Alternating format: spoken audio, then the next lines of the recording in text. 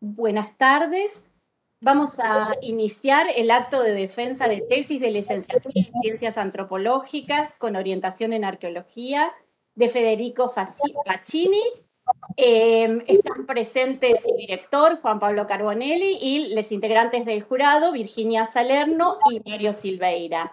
Hoy es 3 de junio del año 2021 y para empezar el acto de defensa le damos la palabra entonces a Federico para que haga su exposición. Bueno, buenas tardes a todos, ¿cómo les va? Hay una salvedad que quiero hacer y es que quizás dentro de la exposición se encuentren algunas terminologías o algo que es digamos, del día a día de los arqueólogos, pero uno también a veces cree o pretende que quizá la tesis trascienda lo académico y pueda llegar a ser utilizada para que la gente que no es arqueólogo, por eso por ahí hago algunas cosas que son casi casi como obvias, pero bueno, me gustaba, quería aclarar ese tema.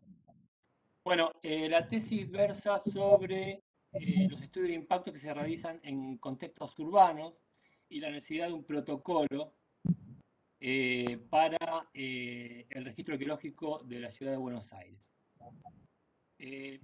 Como primera instancia y en las primeras diapositivas, lo que se busca mostrar es la dinámica de transformación que ha sufrido y que sufre día a día la ciudad de Buenos Aires con respecto al proceso de urbanización, un proceso que se acrecentó a lo largo de los desde la fundación, pero con un mayor énfasis durante los siglos XIX y XX. En principio, bueno, esto es una vista de Buenos Aires del siglo XIX. Se ve bajando. Ahí está.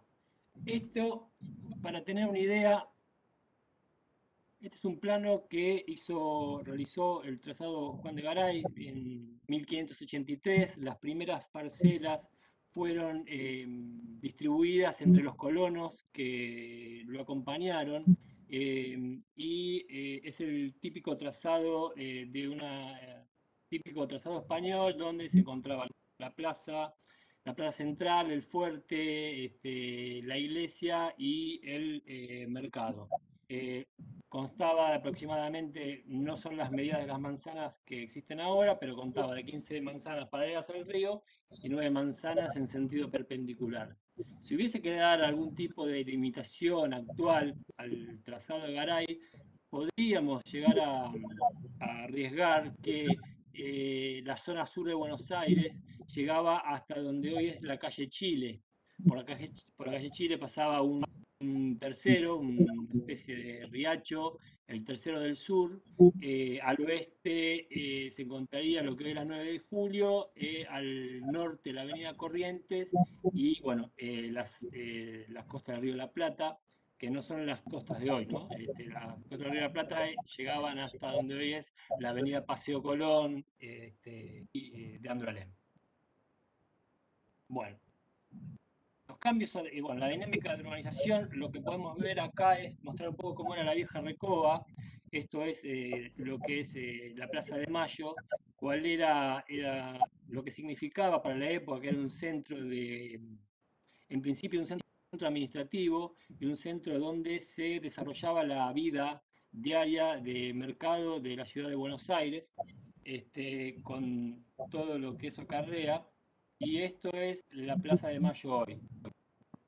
La Plaza de Mayo a lo largo del tiempo tuvo diferentes tipos de transformaciones, por ejemplo, la torre, el monumento de la Plaza de Mayo no es el lugar original, sino que fue corrido creo que en dos oportunidades.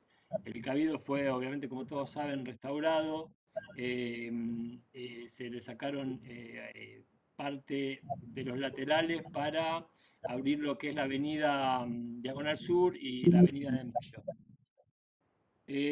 la avenida del 9 de Julio, esta la esto fue antes de que se, se demoliera para hacer la actual, la avenida 9 de Julio actual.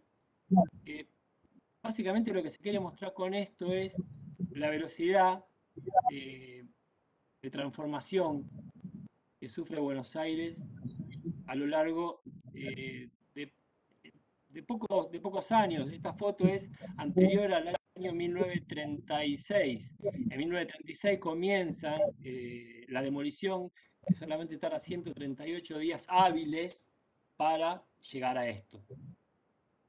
Esto es la avenida 9 de Julio hoy, durante la década de los 80, 90 y 2000 sufrió otros grandes procesos de reorganización del espacio, en donde hubo, bueno, se ensanchó, hubo ciertos, se construyeron varios estacionamientos subterráneos, eh, eh, está lo que podemos ver en la actualidad. Algunas herramientas que utiliza la arqueología urbana. Eh, la arqueología urbana tiene toma de diferentes disciplinas lo que se consideran datos, por llamarlo de alguna forma, proxy, con respecto a, por ejemplo, toma pictografías de la época y algunos dibujos de planos. Por ejemplo, este es el plano de la casa porteña, donde se puede ver la distribución de los nodos habitacionales, con lo cual había lugares que eran ocupados por los dueños de la casa, la servidumbre, el patio, el pozo de aljibe, etc. No le puede llegar a tener una ligera idea de cómo era y cómo era la distribución del espacio de una casa colonial. Y esto es el contexto hoy. Cuando los arqueólogos urbanos comienzan a trabajar, no se encuentran con la distribución de la casa porteña, se encuentran con esto, que es un tema. Eh, esta excavación es de la calle Bolívar al 800, Bolívar Independencia, eh, y, eh, y apunta también un poco a la necesidad de un protocolo y ahora explico por qué. Esta denuncia se realiza por intermedio de un vecino que salió por una ventana, estaba asomado por una ventana, y denuncia la presencia de unos túneles, que son estos, que en realidad no son túneles, son pozos cegados. Si bien Buenos Aires cuenta con algunos túneles, por ejemplo en el casco fundacional, en la Manzana de las Luces, que todos debemos conocer, eh, digamos, la Buenos Aires de la época, o sea, la versión era que algunos túneles se usaban para el contrabando. Esto hay un poco que desmitificarlo porque hacer contrabando en Buenos Aires era muy fácil, no hacía falta hacerlo por túneles. Uno hacía 10 cuadras por la orilla del río y aparte, y podía contrabandear perfectamente, el contrabando era algo ya casi casi como institucionalizado, ¿no? No era, digamos, no estaba permitido, pero sí todo el mundo sabía que en Buenos Aires vivía gran parte del contrabando. Estos son pozos cegados. En Buenos Aires tenemos tres tipos de pozos, son los pozos sépticos, los pozos de basura, que tienen otro tipo de, de composición, no hace falta que tenga tantas hileras de ladrillos, y los pozos de aljibe. Los pozos todo lo que, todos los pozos luego de la fiebre amarilla, 1871, se prohíben, por lo cual los pozos se refuncionalizan y se transforman en pozos de basura. Y a mi criterio, esta es la estructura por excelencia, o con lo cual el arqueólogo urbano se encuentra mucho más familiarizado y es de suma utilidad. Los catastros, el catastro BIR 1871, esa Seba, una compañera mía, metida en, en la cisterna de la cuesta del Quilapam. El catastro BIR fue conjuntamente hecho con el censo de 1869. Se hacía de una manera que hoy parece una locura, ¿no? Pero BIR entraba la casa, dibujaba los ambientes, otro censaba, preguntaba quiénes vivían, la edad, y es el primer catastro de Buenos Aires. Esto es una herramienta sumamente importante para la arqueología urbana, porque son los primeros documentos de las manzanas del casco fundacional.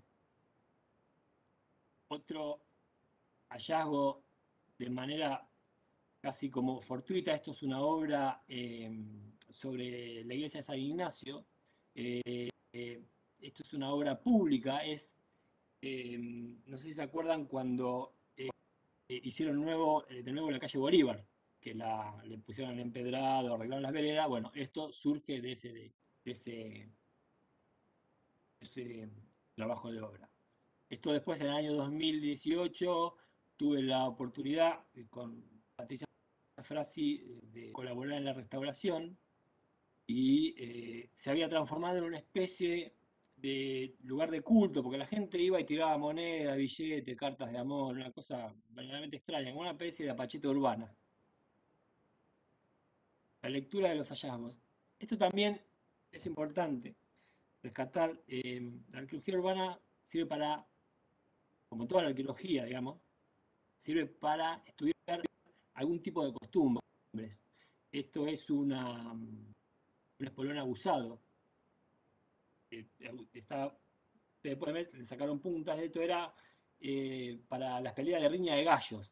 Otro tema que también estaba prohibido en Buenos Aires, pero se hacía dentro de la clandestinidad. Una basinica, más conocida como Perela, y esto es un indicador social. Si bien esto es una réplica, esto es una pipa de arcilla. Había dos tipos de pipa, una era, esta la fumaban los afros o la gente de clase baja, y después había otro tipo de pipa que era la de caolín, es un material bastante más caro, no calentaba cuando uno fumaba y por lo general lo utilizaban las clases altas. Botijas, que eran contenedores por lo general de aceite, botijas, y acá entramos un poco en lo que es la legislación. La legislación patrimonial comienza alrededor del año 1913 con la ley 9080. Es una ley sumamente escueta, solo es de 9 artículos. Es más, el título es Ruinas y Yacimientos. Concede la potestad el Museo Etnográfico, al Museo de Ciencias Naturales y más tarde al Museo Nacional de La Plata, y va a haber que esperar 90 años para que sea derogada y salga a la luz lo que es la ley 25.743, que es la protección de patrimonio arqueológico y paleontológico. Acá es una ley bastante de tipo federalista, porque se concatena con la Constitución Nacional del 94, que dice que el Estado realizará algunos presupuestos mínimos para el ejercicio de la ley y dejará librada a las provincias y a la ciudad autónoma de Buenos Aires eh, eh, la potestad como para reformarlas o ponerlas en práctica eh, según su necesidad. Recordemos que hacer impacto ambiental no es lo mismo, impacto ambiental en su fase, en su fase arqueológica, estudio de impactos arqueológicos, no es lo mismo realizarlos en Salta, en Tierra del Fuego o en Buenos Aires. La densidad de población es otra, el registro arqueológico es otro, el movimiento urbanístico es otro, por lo cual eh, cada una de las provincias adoptará su mejor parecer, si bien tomando como base la ley nacional, lo pondrá en práctica según sus necesidades. Lo mismo sea la Ley General de Ambiente, que simplemente dice que el que haga daño debe de recomponerlo. Lo que no dice la Ley General de Ambiente no nombra en ningún momento lo patrimonial, solamente lo natural, por lo cual queda un vacío normativo. Y ya entrando a lo que es las leyes de Cava, es a donde apunta esta tesis de licenciatura es a crear en el año 1998 la ley 123 que define cuáles son los procesos y qué es un impacto ambiental como el trámite administrativo para definir ciertas categorizaciones. Eh, por ejemplo, lo que se tres tipos de categorizaciones, las que son con relevante efecto, sin relevante efecto y sin relevante efecto sujeto a categorización.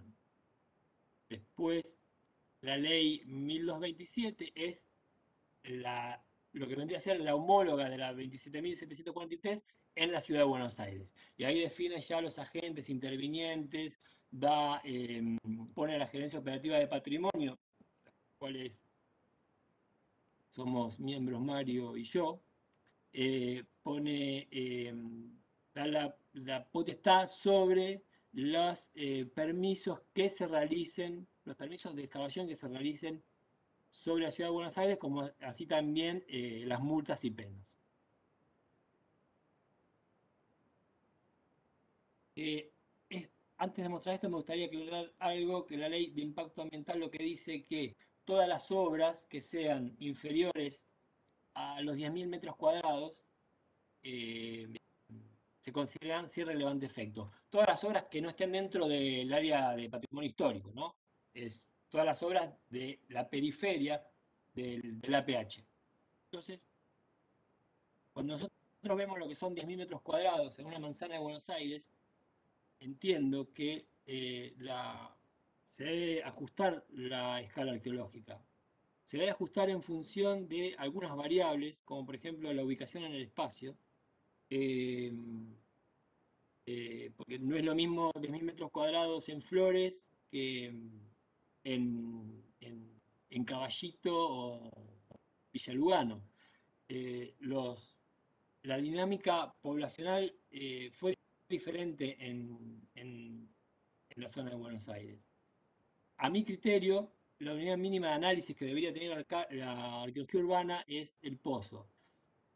Y si quiero arriesgar un poco más, la estratigrafía del pozo. ¿Por qué? Porque el pozo, debido a las profundidades, muchas veces los procesos depositacionales son varios, son de diferentes cronologías. Nosotros, si si el pozo no está de alguna forma intervenido y se mantuvo la estratigrafía, obviamente no es estratigrafía natural, es una estratigrafía arbitraria, eh, es un indicador cronológico por excelencia. Sobre todo, bueno, en lo que es cerámica y, y algunos otros artefactos. Esto lo que muestra es la diferencia de escala. Nosotros estamos viendo un catastro BIR de lo que es el Teatro Colón. Y lo que se muestra acá es la diferencia de escala. Vean la diferencia de lo que hay en una manzana y el pozo, que es la unidad de análisis. O sea, si nosotros demoliéramos de alguna forma el Teatro Colón, estaríamos invadiendo quizá un montón de pozos que serían una buena unidad de análisis. Bueno, sitios arqueológicos dentro y fuera de Cava, yo los denomino aquellos que están fuera de Cava y que tuvieron algún tipo de movimiento importante urbano, los denominé parches culturales. Es un mapa que yo hice en QGIS, que referencié los datos de Buenos Aires, de todos los sitios arqueológicos de Buenos Aires. La gran concentración se puede ver en lo que es el casco histórico, pero también vemos sitios arqueológicos en Flores, Belgrano, Puerto Madero y, bueno, el último del sur parece que estuviese en provincia, pero si ampliamos el mapa, cae justo sobre lo que es el Autódromo de Buenos Aires. Los casos emblemáticos, bueno, Barranca Belgrano, en principio, este es el plano de Nuevo Pueblo de Belgrano, que pertenecía conjuntamente con el barrio de Flores en principio a la provincia de Buenos Aires. En 1855 se separa y se forman dos barrios diferenciados. En el barrio Belgrano se ubicaron la orden de los franciscanos que tenían una calera. Ahí está el compañero Ricardo en un pozo. Esto es en una obra que se llevaba sobre una plaza del barrio. Se pudo trabajar en conjunto y en base a líneas de evidencia, se pudo tomar, digamos, las coordenadas o la ubicación en el espacio de ciertas estructuras, entre ellas este pozo. Moreno 550 y el restaurador. El restaurador lo puse porque Moreno 550 era el lugar donde del matrimonio, era un lote del matrimonio Gribel Escurra, que luego Escurra se forma matrimonio con Juan Manuel de Rosas y se van a vivir ahí como residencia matrimonial, con el agregado de que a Rosas no le gustaba tener su gobierno dentro de la casa de gobierno porque no estaba en muy mal estado y decide mudar la casa de gobierno al lote de Moreno 550. Esta es el lote, luego de la caída de Rosa, lo compran los hermanos Rayo, forman lo que es el Palacio Rayo, que hoy está restaurado nuevamente, y el resto del lote lo utilizan en principio para la oficina de correos y telégrafos, luego un inquilinato y como última instancia un estacionamiento. Luego del estacionamiento comienza el- la construcción de las torres. eh, Se le comunica a la constructora que está construyendo sobre un área de alta sensibilidad arqueológica mediante una cédula de notificación. La, la constructora hace caso omiso, sigue trabajando, encuentra la cisterna, la bóveda de la cisterna, la rompe con una máquina, se clausura la obra, vuelven a romper la faja, siguen trabajando. El final de la historia es una multa económica, una prisión en suspenso para el titular del estudio de arquitectos eh, y la obligación de contratar un arqueólogo para seguir con para cavar la cisterna y para supervisar al pie de máquina. Al pie de máquina es cuando ponen un arqueólogo trabajando conjuntamente con las máquinas.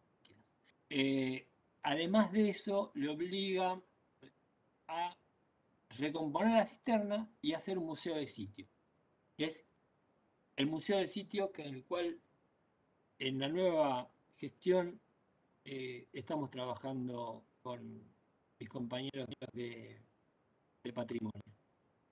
Actualmente estamos trabajando sobre la musealización de la cisterna. Bueno, esto es la vajilla del restaurador. Es bueno eh, recalcar que de alguna forma Rosas fue un pionero del merchandising porque dentro de las cosas que se encontraron platos y tazas que decían Federación o muerte, viva la Santa Federación. Así que es algo verdaderamente, era un visionario. Y acá está la vuelta de la torta, que como de un suceso malo, digamos, la empresa lo dio vuelta y ahora es de alguna forma partidaria de lo que es la historia. Hoy es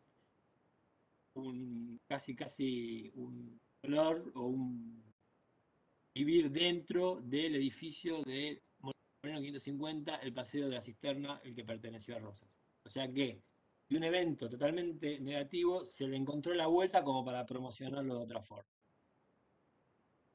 Este es el sitio de La Noria, por eso es muy bueno eh, dejar en claro que la arqueología urbana tiene que salir un poco de su visión europeizada y poscolonialista para trabajar sobre sitios que son previos a la llegada de los españoles. Este es un sitio que las dataciones radiocarbónicas arrojaron una antigüedad de menos 900 AP, son huellas de poste.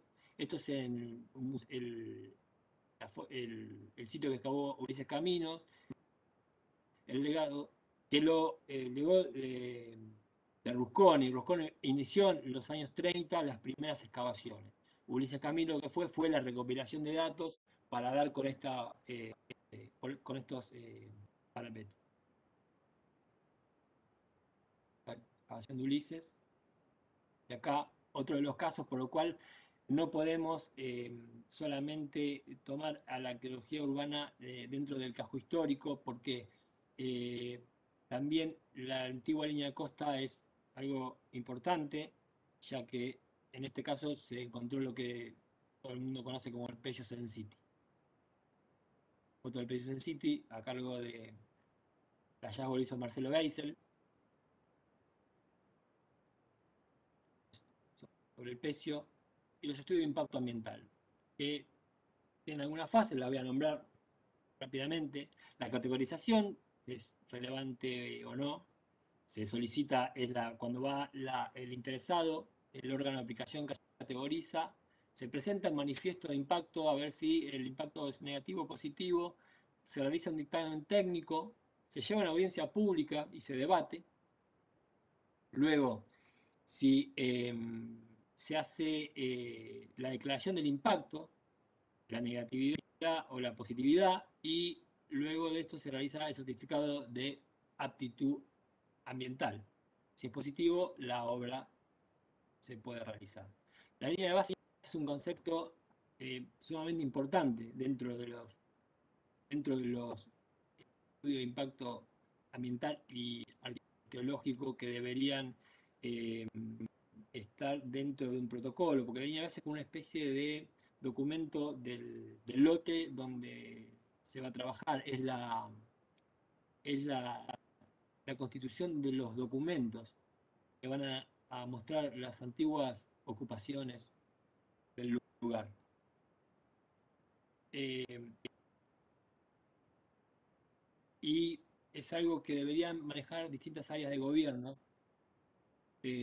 Yo en particular me parece que la Dirección General de Obras y Catastro, la Agencia de Protección Ambiental y la Dirección General de Patrimonio, Museos y Cascos Históricos deberían trabajar en conjunto sobre estos temas.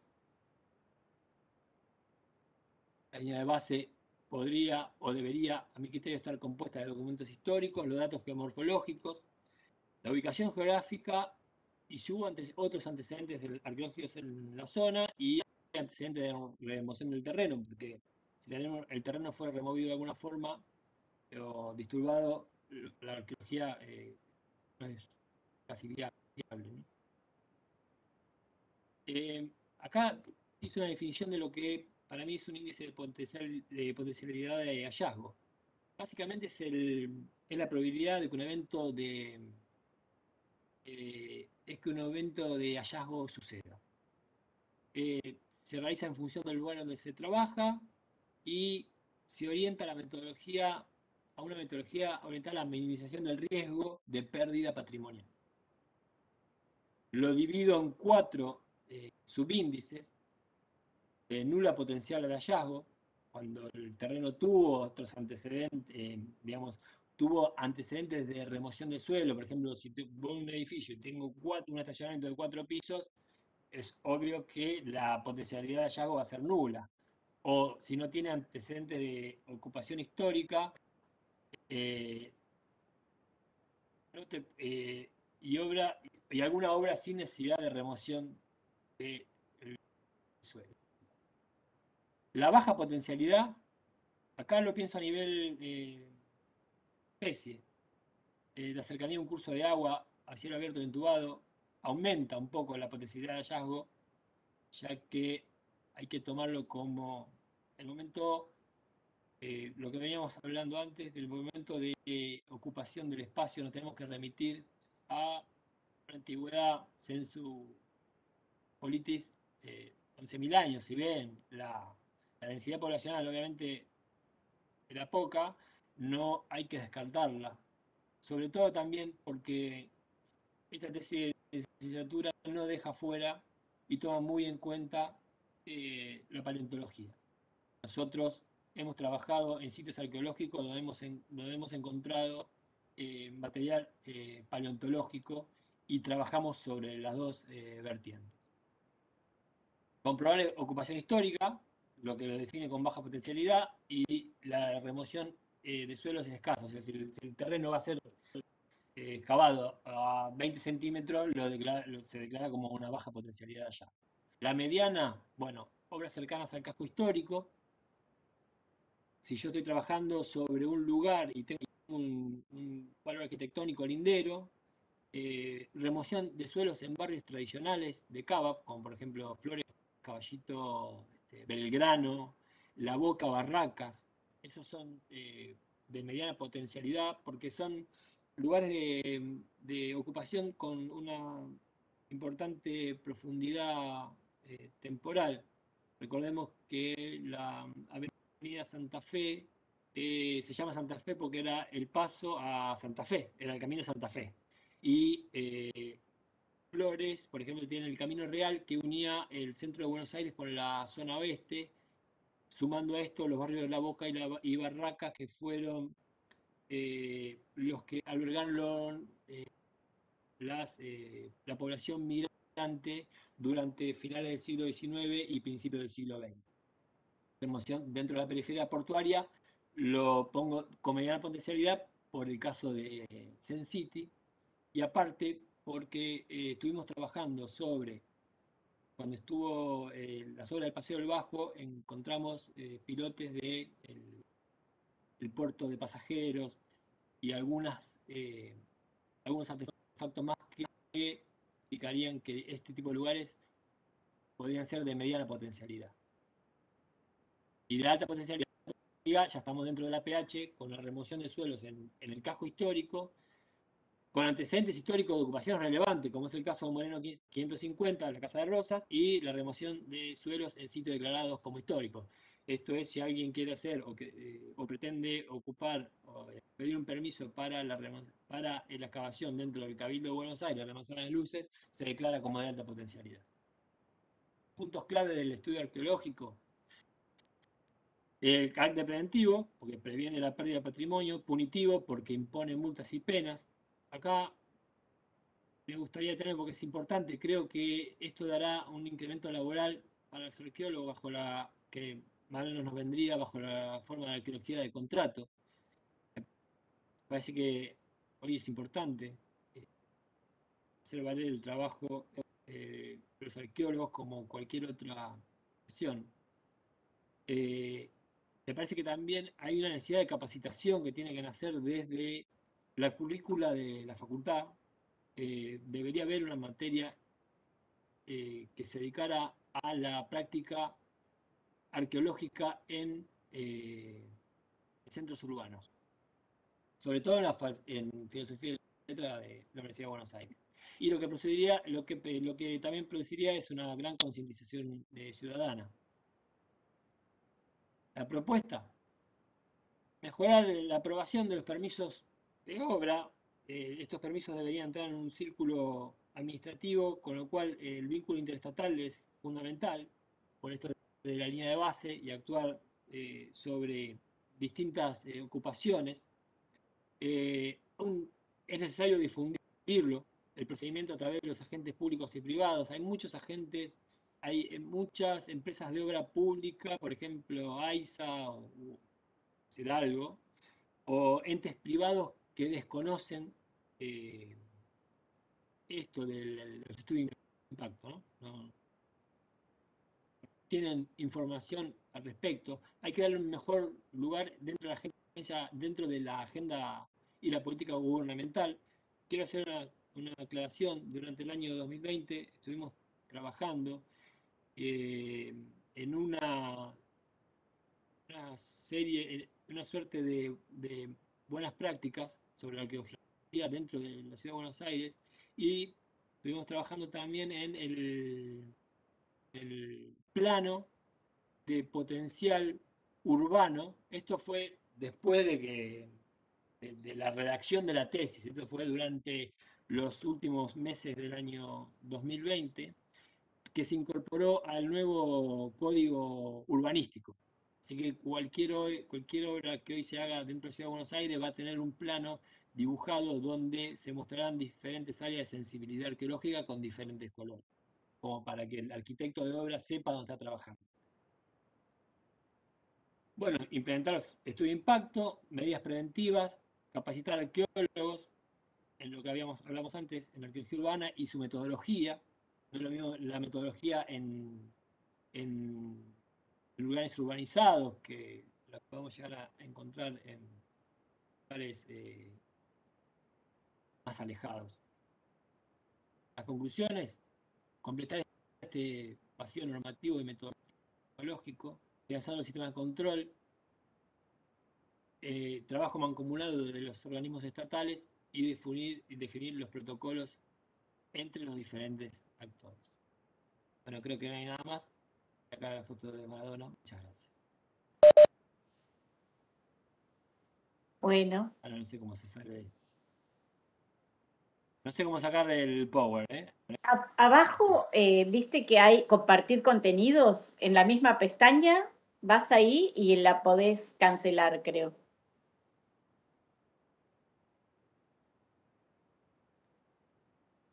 Dice algo como dejar de compartir. Salí.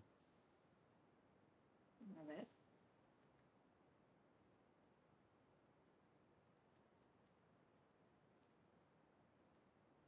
Se sigue viendo la pantalla. A ver, ahí. Bueno. ¿Se sigue viendo? No, ahí me parece que ya está cerrando. Pasó a otra, pero no. Bueno, entonces ahora, una vez finalizada la exposición de Federico, le damos la palabra a los integrantes del jurado para que hagan su devolución, su evaluación. Bueno, gracias. ¿Querés empezar vos, Mario, o empiezo yo?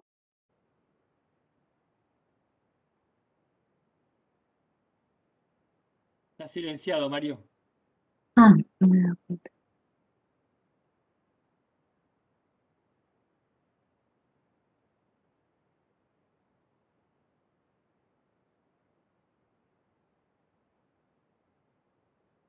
¿Inicio, Mario? ¿Sí? Sí. Bueno, inicio. Bueno, en principio quería agradecer, muchas gracias por la tesis, por el trabajo que han realizado, felicitar a Federico y a su director, Juan Pablo, y codirectora, Gabriela, que no pudo estar presente hoy, que es un trabajo el que trae, que es inusual a lo que uno usualmente, o a lo que uno acostumbra a leer o abordar en las tesis de licenciatura, porque es un trabajo que está planteado desde pensar la gestión del patrimonio arqueológico y abre en ese sentido la discusión o trae el problema que tiene que ver con la gestión del patrimonio como una dimensión para la práctica arqueológica. Y desde ese lugar me parece que la tesis es sumamente valorable como propuesta en sí misma. Y por esos motivos, bueno, en principio felicitarte. Es para mí un halago compartir esta mesa de jurado con Mario Silveira, y agradezco eso también. Y respecto de la tesis y la presentación que hiciste, me parece que está muy interesante el desarrollo de los antecedentes y la problemática de justamente lo que tiene que ver con el abordaje o cómo encarar los estudios de impacto arqueológico en un lugar tan complejo y con tanta historia como es la ciudad de Buenos Aires y con tantas dimensiones distintas que atraviesan la gestión patrimonial. Fue muy completo el desarrollo que presentás. Me pareció muy interesante en el trabajo de la tesis el concepto de parches culturales para pensar en ampliar cuál es el área pensada o abordada en términos de sensibilidad arqueológica.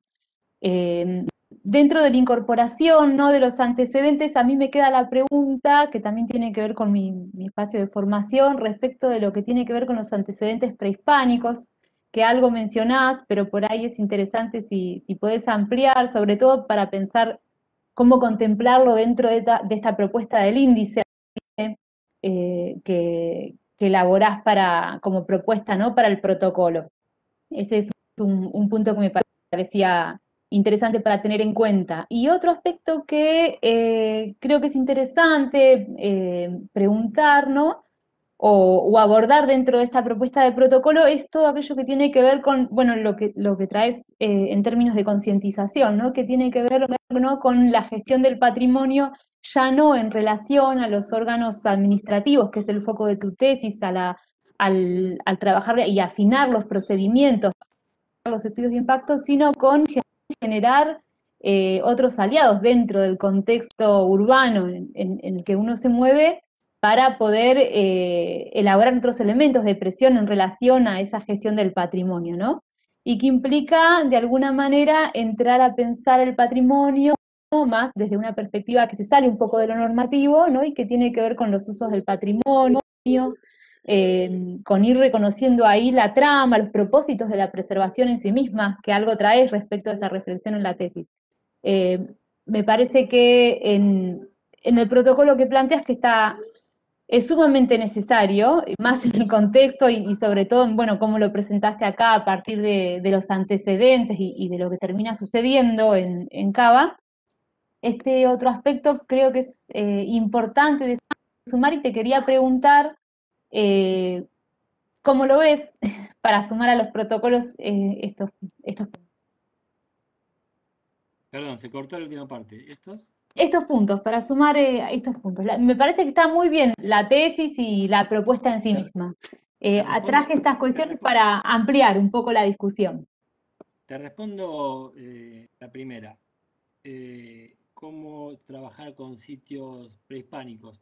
Y es algo, lo prehispánico es complicado porque la sucesión de eventos que se suceden, valga la redundancia, dentro de la ciudad de Buenos Aires, es una ciudad en plena transformación, ¿no?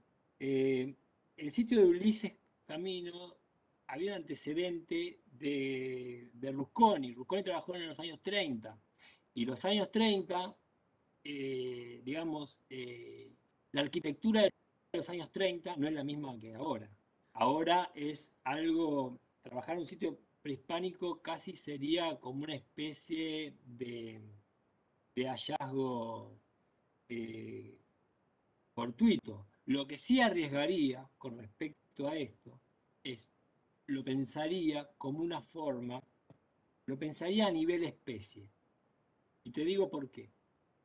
Pienso a nivel especie porque si nos tenemos que poner a pensar cuál sería el lugar de ocupación por excelencia dentro de la ciudad de Buenos Aires, lo ubicaría cerca de los cursos de agua.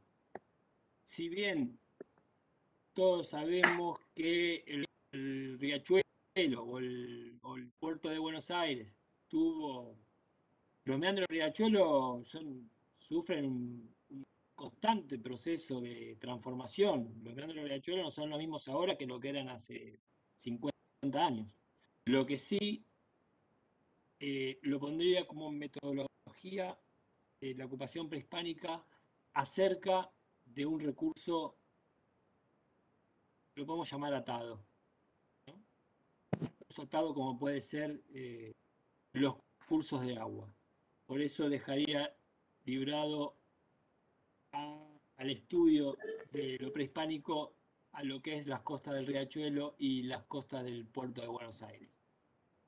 Más allá que obviamente puede haber algún evento fortuito dentro del interior, pero bueno, lo enfocaría de esa forma. Con respecto a la segunda pregunta, la gestión del patrimonio, saliendo de lo estatal,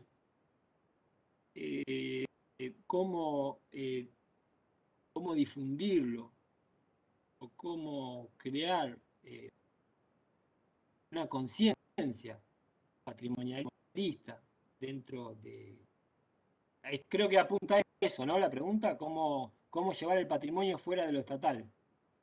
Sí, más que preguntas son comentarios, ¿no? De cosas que abrieron la lectura de tu tesis, ¿no? No sé si saliendo de lo estatal, sino en la relación, ¿no? A partir de un abordaje del patrimonio que se sale de lo normativo, que es, digamos, la concepción de patrimonio que se trabaja en la gestión, ¿no? Y que vos traes en la propuesta y en el desarrollo. Es pensando más en una perspectiva antropológica del patrimonio, pensado como construcción, en este espacio de disputa, ¿no? En el que se va construyendo la normativa y que se van elaborando las políticas públicas, cómo entra a jugar ahí este instrumento del protocolo, ¿no? Para pensarlo en ese vínculo y cómo se tensiona frente a los usos o los no usos del patrimonio, ¿no? En este caso arqueológico, en una ciudad como Buenos Aires. Es algo que me generó la pregunta, Mateo, de tus desafíos y nada, pensé que tal vez le podía vincularse un poco con esto de la concientización o no. Sí, yo creo que la concientización, o sea, nosotros podemos crear un protocolo de acción entre partes intergubernamentales, pero creo que también es función de los organismos de gobierno dar a conocer este tipo de cosas. Desde mi experiencia, nosotros trabajamos activamente con, por ejemplo, creando ciertas charlas. Nosotros damos charlas, por ejemplo, a colegios, o creamos, o estamos haciendo, bueno, cuando se podía, ahora no sé cómo se va a desarrollar este año, la Semana de la Arqueología en Buenos Aires. Por lo cual, me parece que es una obligación de los entes gubernamentales que se dedican al patrimonio la, digamos, la difusión de lo patrimonial. Las tareas que realizamos no solamente operan sobre lo normativo, sobre lo burocrático, que puede llegar a... Burocrático, pero en el buen sentido, porque hay que desmitificar la palabra burocracia como algo negativo. La burocracia puede ser buena. O sea, uno siempre lo tiene como lo tilda como un término negativo. Pero la burocracia es un entramado es un circuito. Y el circuito puede llegar a funcionar bien. Ahora, también puede funcionar bien sobre la concientización ciudadana. Me parece que ese es nuestro lugar en principio como arqueólogos y también como órgano de gobierno. No sé si...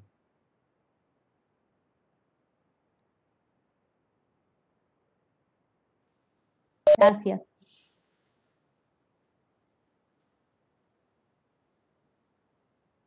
Y le doy la palabra a Mario, ¿no? Sí, a ver si puede, porque está silenciado.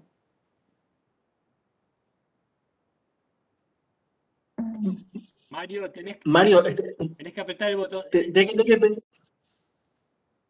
botón, el que dice silenciar, Mario. Porque yo no puedo intentar. Federico, ¿puede ser que estés compartiendo contenido? Sí, quedó la pantalla compartida. Fíjate si podés cerrarla, dejar de compartir. Y Mario, en la parte de abajo, Mario, ¿no? Está el micrófono que tenés que presionar. En la parte de abajo de la pantalla. Fede, tenés que dejar de compartir. Sí, estoy buscando eso. Tiene que estar en un botón donde sea compartir. Y compartir para... Arriba tenés una barra, Federico, que no se ve. Compartir contenido. Y ¿no te dice dejar de compartir? ¿No te da la opción? Porque a veces se oculta en este programa, por eso Es una barra flotante, o aparece y desaparece por ahí. Ah, debe ser lo que le pasa a Mario. Y ha quedado fuera de la pantalla, ¿no? Mm. No. ¿No está? Fede, ¿no está? Parece que no. Y yo no A tengo... ver ahora. Ahí está Mario. Sí, Ahí se te Ahí está escucha, Mario. ahí está. Ahora sí estoy. Ahora está. Ahora Sí, Mario, está. sí, sí.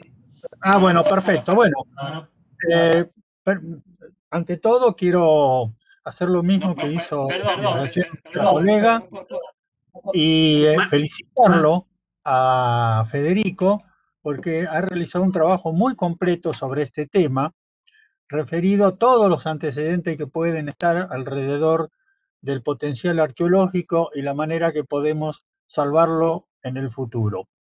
Este ha sido un trabajo realmente muy interesante, al punto tal que casi diría que si se hace un seminario sobre este tema, que sería interesante incorporarlo a la currícula de la gente que estudia, esta tesis sería bibliografía para ese tipo de estudio, porque está todo lo que se debe saber y lo que se debe consultar.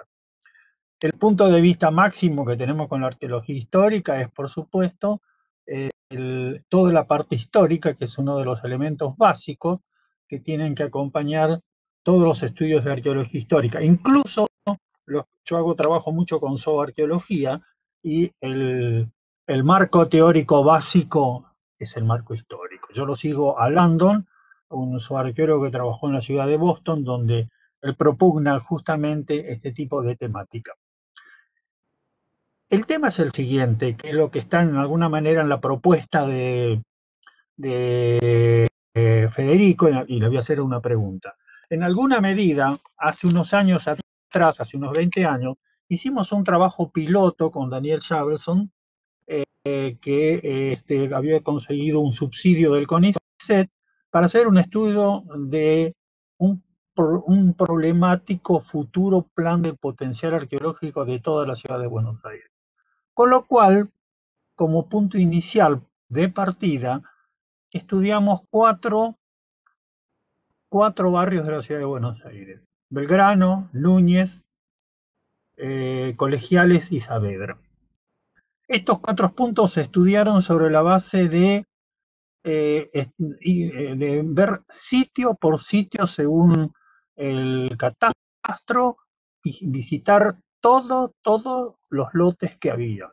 Se fue con una preparación previa de conocimiento en la parte histórica, por supuesto, la parte arquitectónica para poder realmente considerar la parte histórica, porque, por ejemplo, en el barrio de Belgrano hay muchas casas chorizos, pero transformadas, han sido modernizadas. En alguna medida, eso tenía que ser visto, tenía que ser aprendido para poder incorporarlo, porque ahí probablemente en los fondos de esas casas hay un determinado potencial arqueológico. Además, se hizo también una categorización de si era bajo, mediano o alto, un poco lo que utilizó, pero desde otro punto de vista, Federico, y creo que mejor. En realidad, lo que los dos sacamos o tratamos de lograr con ese asunto era conocer mejor el plano del potencial arqueológico de lo que nos queda todavía en la ciudad de Buenos Aires, porque mucho se ha perdido.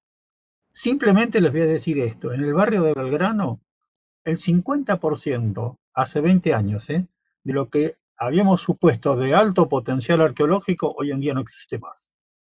La pregunta: ¿cuáles son las ventajas y desventajas que tienen los dos enfoques? El de que yo manejé o el que manejaron finalmente para determinar las áreas con potencial arqueológico. Para Federico, a ver. Sí. No lo pongo en apuros con esto, seguro. ¿Escucha bien ahí? Adelante. ¿Se escucha bien? Sí, yo escucho bien. Bueno. Mira, o sea, trabajar sobre cómo trabajaron Shavelson y vos en su Fede, momento. Sí. me parece que estás duplicado, estás en 2 dispositivos. ¿Puede ser? Empezó a hacer un eco, sí, apareces en 2 pantallas. ¿Pero ahora? ¿Ahora? Ahí está. Gracias, Fede. Desastre, es un desastre con esto, pero bueno. Ahora cuando venga la lectura, prometo no compartir más nada. Mira, Mario, con respecto a eso, yo no me parece un trabajo muy bueno, lo leí, ¿no? Me parece que han pasado, los tiempos cambian, y hoy por hoy, o poner en tela de juicio el trabajo de Pedro Beer, fue lo que se había en la época, y fue de la manera que se pudo hacer. Hoy, hablando de 17 años más tarde, hoy tenemos otra metodología de trabajo, por lo cual, por ejemplo, un relevamiento parcela por parcela, lo único que haría es, llevaría mucho tiempo y mucho dinero. Yo en la actualidad, y creo que te voy a contestar la pregunta, trabajo mucho con lo que es fotografía aérea, y archivos, programas como el QGIS. Eso abarata los costos, los tiempos, y tienen un nivel de precisión mucho más confiable. Me parece que el trabajo que vos hiciste con Javelson me parece fantástico. Pero también me parece que hoy contamos con otro tipo de herramientas para realizarlo, que fue lo que utilizamos de alguna forma para crear el manual de buenas prácticas. Nosotros utilizamos imágenes satelitales, utilizamos georreferenciación, utilizamos otras herramientas que cuando vos hiciste el trabajo no estaban disponibles. Creo que la arqueología se debe de alguna forma complementar con la tecnología. A todos nos gusta el arqueólogo de pincel y cucharín, que es verdaderamente lo que nos atrapa. Pero me parece que hoy la arqueología debe adoptar otro tipo de herramientas también. O sea, me parece que juntar la arqueología y la tecnología me parece algo que puede llegar a ser muy provechoso a futuro. Bueno, muchas gracias. Bueno, en realidad estoy totalmente de acuerdo con Federico que la cosa ha cambiado. Fíjense que esos 4 barrios, hacer el trabajo primero de campo, luego procesarlo y finalmente publicarlo, es decir, escribirlo todo, 4 barrios, nos llevó un año. Del cual había barrios que donde la verdad no eran muy grande todo el potencial que nosotros estuvimos revisando. La única seguridad que tiene es que uno no se le escapa nada prácticamente, pero el factor tiempo es indudable un factor que obra en contra de nosotros, que es lo que yo les estuve comentando de los sitios que se van perdiendo. De ahí la necesidad de recurrir a una tecnología más moderna, como dijo Federico, y entrar en ese tipo de trabajos para así tener de alguna medida preparar bien los protocolos, que por otra parte ya el Centro de Interpretación de Arqueología y Paleontología ha preparado ya un protocolo, creo que ya se los dijo también Federico, para que la gente que trabaje en un sitio arqueológico tenga previamente los pasos para seguir. Uno de los problemas también graves que hay en todo esto, que también lo mencionó en alguna medida, es el trámite que hay que hacer luego para que se controle este tipo de cosas. En el trabajo anterior que nosotros hicimos se presentó un proyecto incluso que no fue viable, es decir, no era un proyecto de ley que se presentó con todos los detalles, sin embargo nunca se consideró, evidentemente por razones que se escapan a nuestro control, se cajoneó, como se dice en el ambiente parlamentario. Bueno, pero en realidad estamos viendo entonces lo que presentó y lo que trabajó Federico, que eso es lo que nos importa ahora, y lo que estamos evaluando, y que a mí me parece que es perfectamente viable trabajar con esos elementos que él presentó. Bueno, si los integrantes del jurado no tienen otra pregunta, le damos la palabra a Juan Pablo, al director. Sí.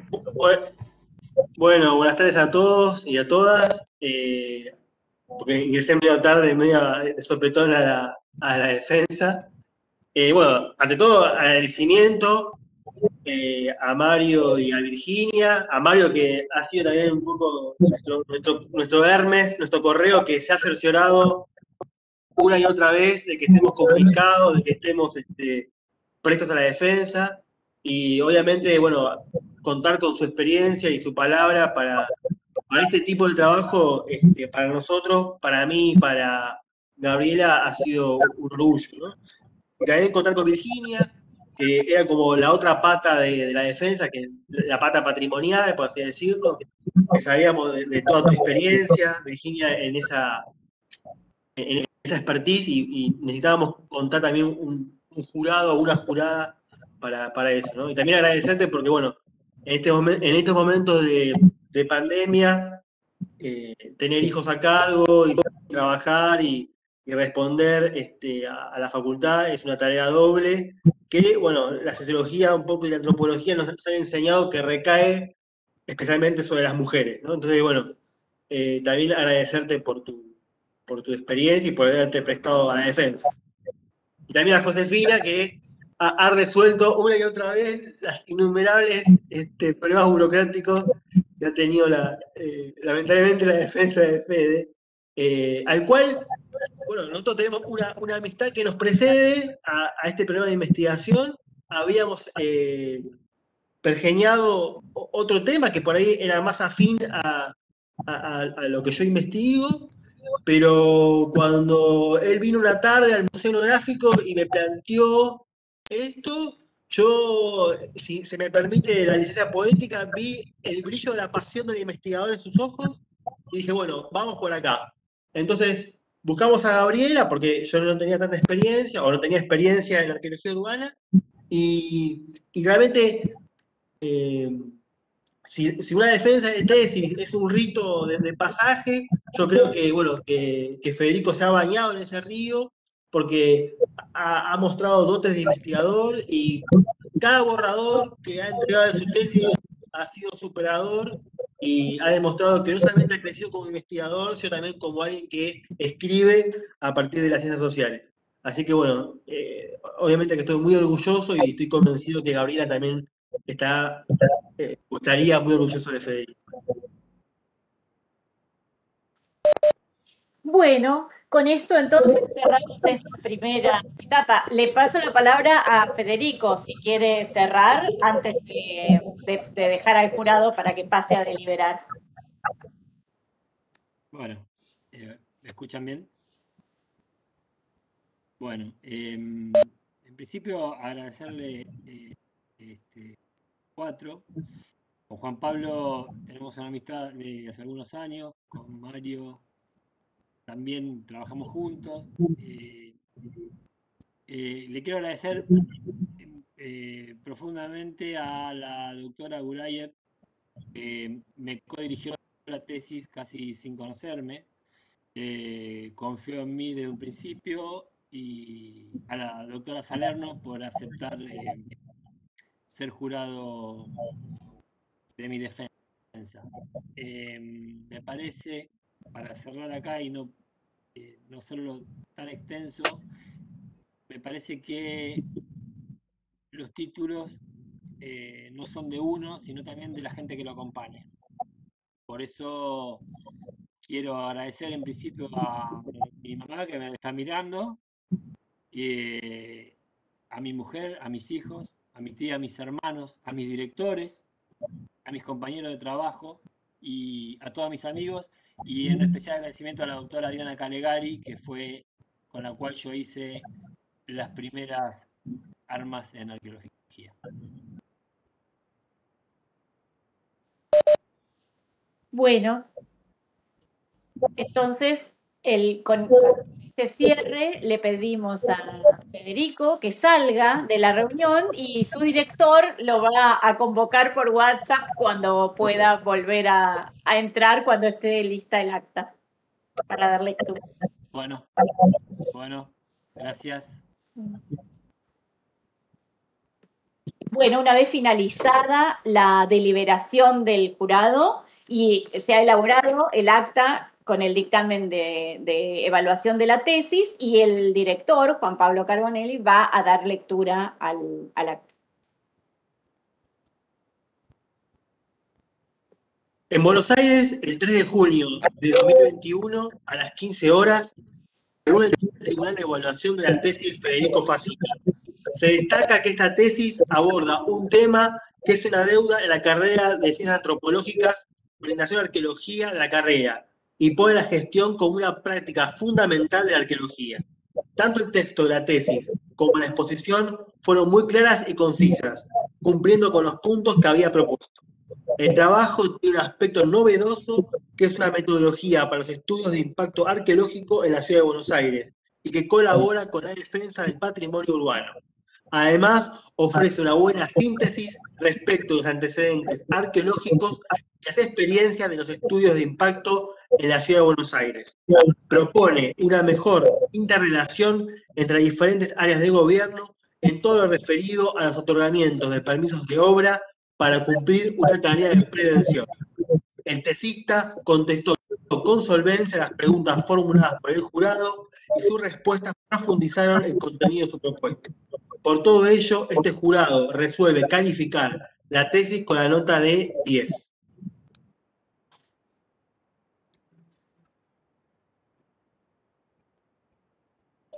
Bueno, felicitaciones. Felicitaciones, Federico. No sé si está Federico. Hola, Federico. Está silenciada, José. Ahí está. Hola. Ahí. Hola. Ahora sí. Hola. Ahí está. No me había dado cuenta. Bueno, buenísimo. Muchas gracias a todos. Ah, está bien. Gracias, bueno, nuevamente por su tiempo y bueno, ahora somos colegas. Un gusto, felicitaciones. Felicitaciones, Federico. Bueno, muchas gracias a todos, de verdad, la verdad que estoy muy contento y nada, y la verdad que a lo largo de estos años tuve mucho apoyo de mi familia, por lo cual no quiero dejar de nombrarlos. Gracias, Fede.